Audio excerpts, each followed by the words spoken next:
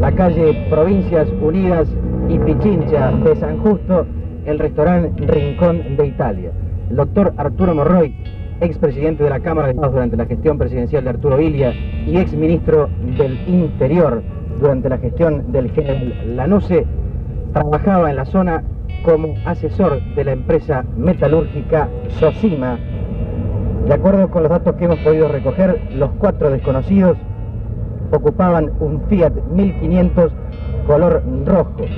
Uno de ellos era alto, morocho y de bigotes. El cuerpo del doctor Arturo Monroy tiene varios impactos de bala.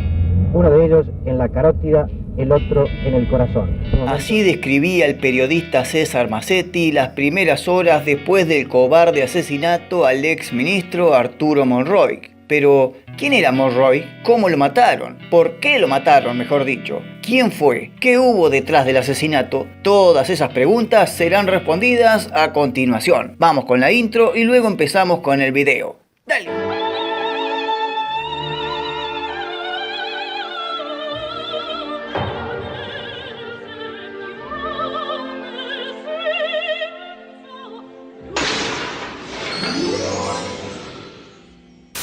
Arturo José Monroy nació en Lérida, España, en diciembre de 1914, de padres separados y una hermana llamada Carmen. En el año 1921, con tan solo 7 años, llegó a la Argentina junto a su madre y sus abuelos para asentarse primero en la capital federal, en el barrio de Parque Patricios, y luego en la zona de San Pedro, al norte de la provincia de Buenos Aires. Allí Arturo pasó su infancia y juventud, donde su madre volvió a casarse y tuvo 2 hijos más, que llevaron el apellido Solsona. Monroy, apellido compuesto por los 2 apellidos paternos, hizo la primaria en San Pedro y la secundaria en el Colegio Don Bosco de San Nicolás, ahí cerquita nomás. Después se trasladó a Buenos Aires para estudiar Derecho en la UBA, donde se recibió a mediados de la década del 30, en plena década infame. Luego, con los años, realizó un doctorado de Ciencias Políticas en la Universidad Católica, donde ésta le abriría las puertas al mundo político. Hincha y fanático de Huracán, logró la ciudadanía argentina. Era un gran lector. De hecho, en su casa tenía una biblioteca gigante donde convivían todo tipo de autores clásicos, como libros especializados tanto en abogacía como en política. En el año 1939 se afilió al Partido Radical. Solía vestir siempre trajes oscuros y portaba siempre anteojos desde muy joven. En la década del 40 fue elegido concejal en San Nicolás en 2 oportunidades, y ese salto político lo llevó a tomar el cargo de senador provincial por Buenos Aires entre los años 1953 y 1955. Y acá la cosa se empieza a poner medio turbulenta para la Argentina y para Monroy, con el derrocamiento de Perón.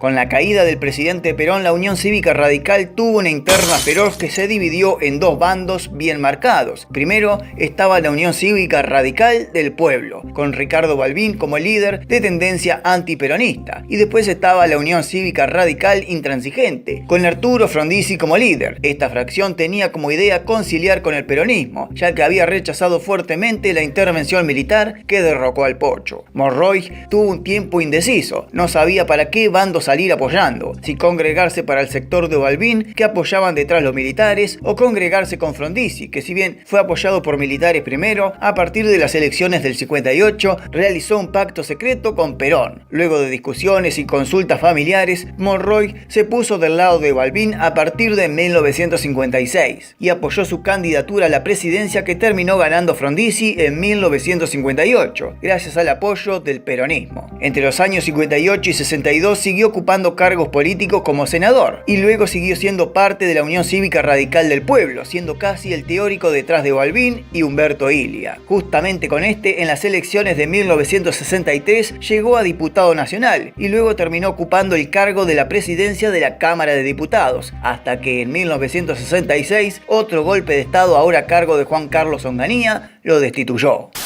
Acá comienza a ser cada vez más protagonista en la historia argentina, porque fue prácticamente el ideólogo y teórico del Gran Acuerdo Nacional, junto a Jorge Paladino en 1971. ¿Qué fue el Gran Acuerdo Nacional? Fue una estrategia política que se dio a conocer durante el gobierno de facto de Agustín Lanusse en 1971, que buscaba salir del periodo militar que se encontraba el país desde 1966, buscando una salida electoral ordenada, sin vetos ni proscripciones a ningún partido, aunque hubo quejas por por si se podía o no presentar una lista del Partido Comunista. Monroy mostraba siempre la seguridad de que se volvería la constitucionalidad en todos sus frentes, y aunque Lanús en un momento mostró rechazo hacia la candidatura del Frejuli, digamos el regreso del peronismo a las urnas, Monroy le avisó que si se proscribía el partido de estas elecciones, él renunciaba al cargo. ¿Qué cargo cumplía? El de ministro del Interior desde marzo del 71, y esto pudo ser quizás una sentencia de muerte para Monroy. Cuando la Revolución Argentina de Onganía entró en un periodo crítico con los levantamientos populares del Cordobazo y las siguientes puebladas, el cargo de presidente de facto pasó a Livingston, que duró menos de presidente que Gatti en el Arco de River. Ahí llegó Alejandro Agustín Lanusse en marzo del 71 y convocó a un honorable radical como Monroy para que se haga cargo del Ministerio del Interior. Esto estalló la interna en la UCR, que veían como una traición de parte de Monroy de ser parte de un gobierno militar. Uno de los más efusivos del partido fue Raúl Alfonsín, que elucubró una postura inquebrantable para que Monroy fuera expulsado de la UCR, cosa que finalmente sucedió, y esto fue un puñal para su corazón, ya que Monroy pertenecía al Partido Radical desde 1939 y había pasado por todo el periodo peronista, militar y radical de los 60, cumpliendo labores siempre respetables, honorables y ejemplares. No tenía mucha contradicción ni queja ajena. Ricardo Balbín trató de convencerlo de que no se meta en el gobierno militar, ya que en 1956 había estado del lado de los que habían apoyado la junta militar, aunque rechazaba también la forma del derrocamiento de Perón. Balbín se la vio venir y le avisó: tenga cuidado, don Arturo, la cosa se está poniendo difícil, sea inteligente ahora a la hora de tomar decisiones que puedan perjudicar su bienestar. En esos años había comenzado a recrudecer la ola de atentados guerrilleros que buscaba traidores al peronismo, dentro del mismo peronismo, o en anteriores enlaces con el radicalismo, sean políticos, abogados, jueces o militares.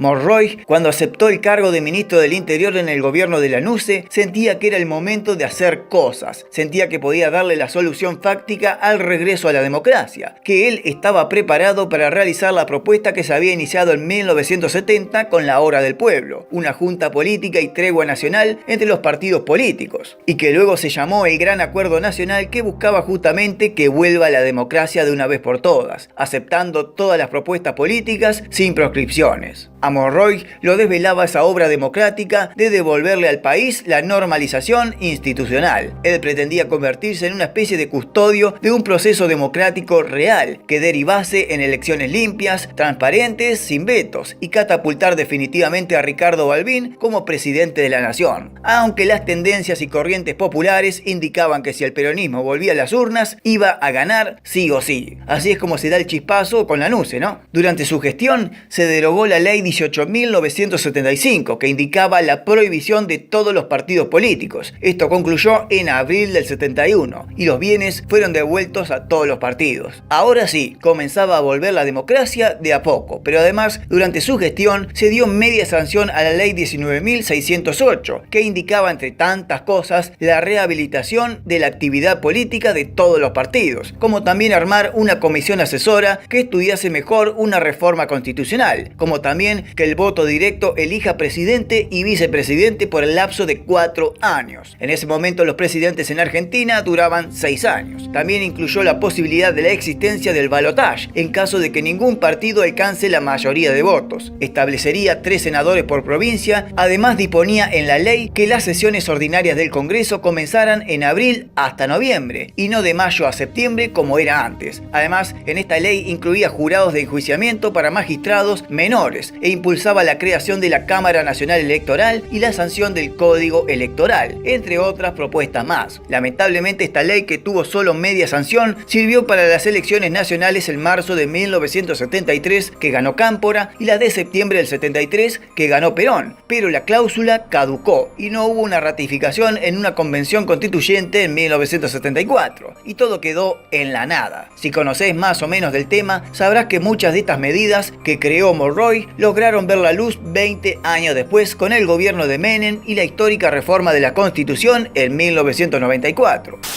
Pero otra excusa que utilizaron los guerrilleros en esa época para apuntar hacia la figura de Monroy fue la polémica y oscura masacre de Trelew en 1972. Aquel fusilamiento desmedido por parte del ejército hacia miembros de Montoneros, el ERP y la FARC, muchos con causas penales por asesinatos, en la cárcel de Trelew, donde luego de un exitoso plan de fuga, muchos fueron recapturados y fusilados en el penal. Monroy, como ministro del Interior, fue acusado por parte de los miembros de la guerrilla como cómplice político de dicha masacre, aunque Monroy, como todo el arco político, sobre todo aquellos que pertenecían al Gran Acuerdo Nacional, salieron a repudiar dicho accionar de los militares. Además, no se tuvo en cuenta la revolución que era la Argentina en ese entonces, a finales del 72, con el regreso de Perón, el regreso de la democracia, el recrudecimiento de los atentados y bueno, los desmedidos abusos de parte de la policía y el ejército, para combatir la subversión. Una vez triunfado el regreso de la democracia y el regreso del peronismo al poder en 1973, Monroy se retiró definitivamente de la política. Ya era hora de darle más tiempo a la familia. Sentía que había sido parte muy importante del retorno a las formas constitucionales del país. Ahora que sigan otros. Yo ya hice mi parte, decía, y volvió a vivir en San Nicolás, aunque luego retornó a Buenos Aires porque se dedicaba a escribir artículos para el diario El Día de la Ciudad de La Plata, bajo el seudónimo de Esteban Sastre. También se ganaba la vida como asesor legal y como necesitaba cubrir algunos años de aportes para la pronta jubilación, trabajaba como asesor en la fábrica de metales Sosima, en la localidad de San Justo, propiedad de un amigo que tenía de Ramallo, hasta que llegó el año 1974,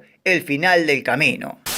Tal como cuenta César Mazzetti al comienzo del video, Monroy se había desvinculado del todo de la política, ni siquiera pertenecía al Partido Radical que fue expulsado en 1971, así que no tenía custodios, y como trabajaba en la empresa Sosima de San Justo, solía comer todos los días al restaurante El Rincón de Italia, que estaba a una cuadra de su trabajo. Ese día, el 15 de julio del 74, Arturo estaba comiendo con 2 ejecutivos de la empresa. El restaurante estaba lleno, mesas ocupadas, todos comiendo, mozos de acá para allá, un día común como todos. Pero en una mesa, mirando fijamente al ex ministro, había 2 jóvenes, con trajes, uno de bigotes y el otro parecía más joven todavía. Cuando el reloj dio pasadas las 2:25 de la tarde, estacionó en la puerta del local un Fiat 1500 rojo. Adentro había 4 ocupantes que salieron inmediatamente para entrar rápido al local. Mientras abrieron la puerta de manera violenta y llamaron la atención de todos en el recinto, Monroy se dio cuenta que esos 2 jóvenes que estaban sentados en la mesa comiendo, los tenía ahora, en un segundo nomás, a unos metros con pistolas apuntándolo. Acto seguido y sin dar ningún tipo de aviso o amenaza, le desenrajaron 10 tiros a sangre fría.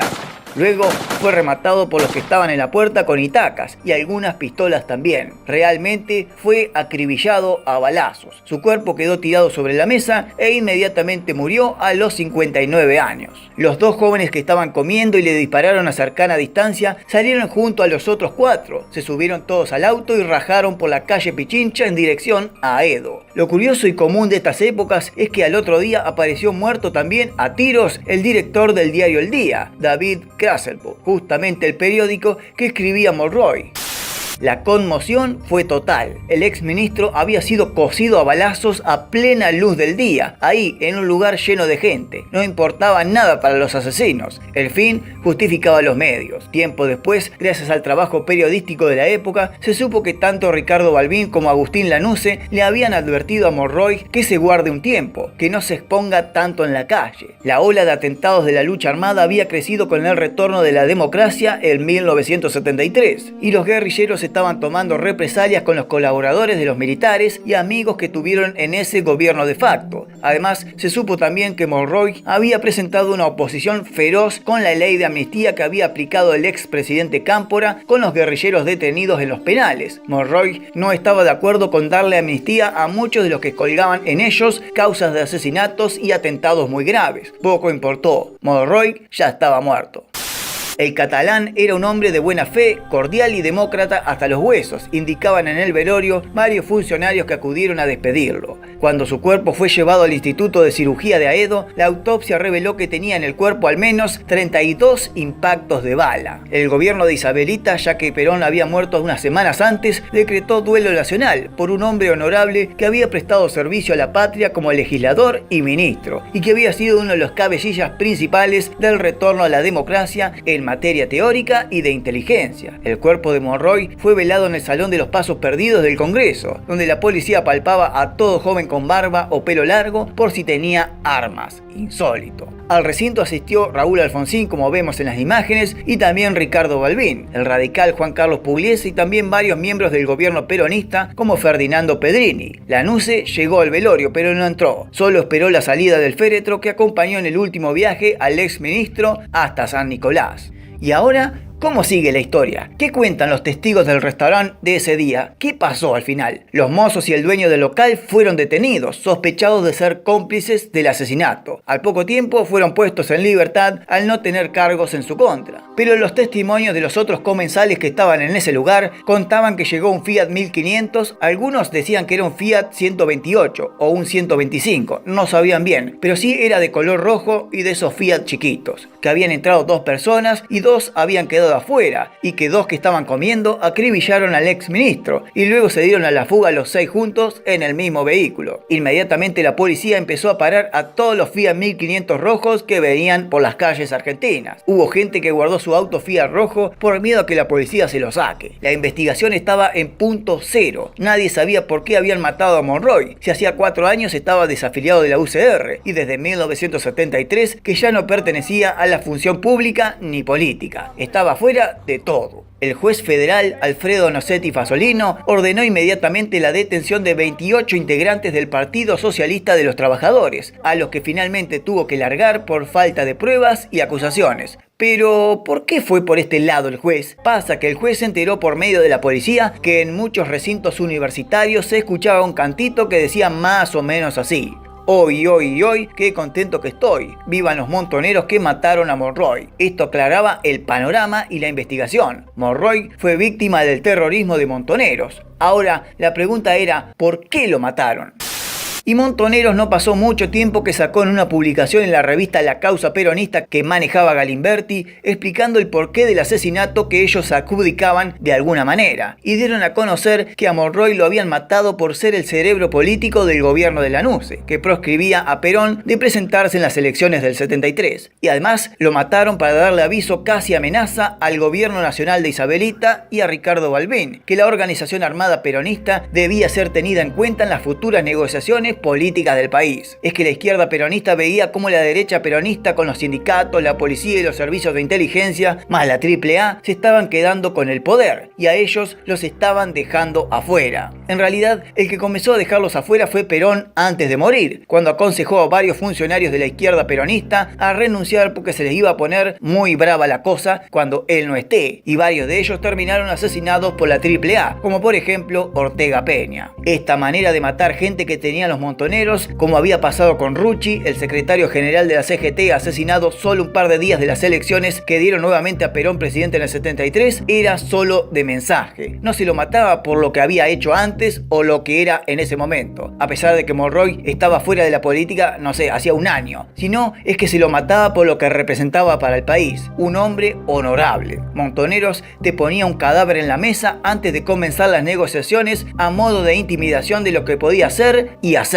Esta vez le tocó al exministro de Lanusse. Y por si fuera poco o quedaban dudas de quién podía haber sido el asesino, las asambleas universitarias, donde tenían mucha influencia de las ideas de izquierda, con miembros de los montoneros presentes, desde docentes hasta jóvenes menores de 20 años, cantaban ese coro que te canté hace un ratito. Ahora entendés por qué la AAA primero y el Ejército Nacional con Isabel Perón primero, y luego con Videla apuntaron al ambiente universitario cuando salieron a cazar subversivos. ¿Entendés más o menos por dónde va la cosa?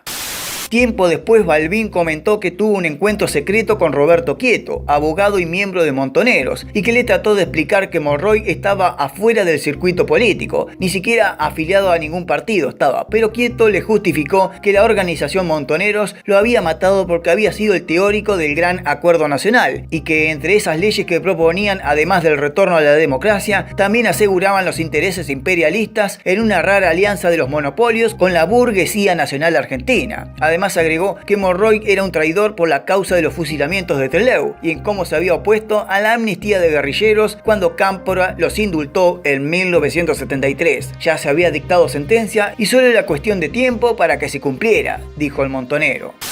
Arturo Monroy estaba casado con Odilia Bertolini, una docente de San Pedro que falleció de un tumor cerebral en 1964. Había tenido 4 hijos, pero luego se volvió a casar en los años 70 con Nélida Cheiliada. Ya era abuelo y le gustaba hacerlo. Por eso se había retirado de la política, para darle más tiempo a los suyos. Ese día, encima, tenía que acudir al retiro para buscar a su hija y a sus nietos que iban a pasar unos días en Buenos Aires. Y él tenía entradas para ir al Luna Park con sus nietos a ver Holiday on Ice, un clásico de invierno de esas épocas. Espectáculo y día en familia que nunca llegó. Ana María, una de sus hijas, comentó años después que el asesinato de su padre la destruyó por completo. Su mente se quedó en blanco por al menos 2 años, de los que no recuerda absolutamente nada de esa época. De hecho, dejó de acudir a la casa familiar por un largo tiempo, ya que no podía con el excesivo dolor de la ausencia del padre. Encima, no solo sufrió el dolor de la pérdida de un ser querido, sino lamentablemente el portar el apellido Monroy en los siguientes años democráticos le trajo un montón de problemas a ella como a su familia. Los radicales de los 80 los tildaban de colaboracionistas con el gobierno militar de la NUCE y los peronistas los trataban de gorilas por el mismo caso. Hasta sus hijos tuvieron problemas para conseguir trabajo en San Nicolás por la aportación de apellido, pero con el tiempo eso se fue subsanando. Hoy en día Monroy tiene una plaza en su nombre en San Nicolás, y si por ahí te quedaban algunas dudas de este caso, los culpables del asesinato nunca fueron encontrados ni siquiera identificados.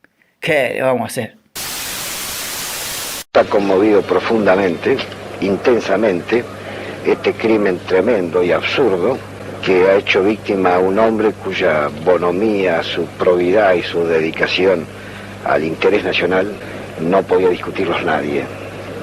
Ha caído un hombre que ha peleado fuerte para lograr precisamente este proceso de institucionalización que ahora nosotros estamos tratando de consolidar.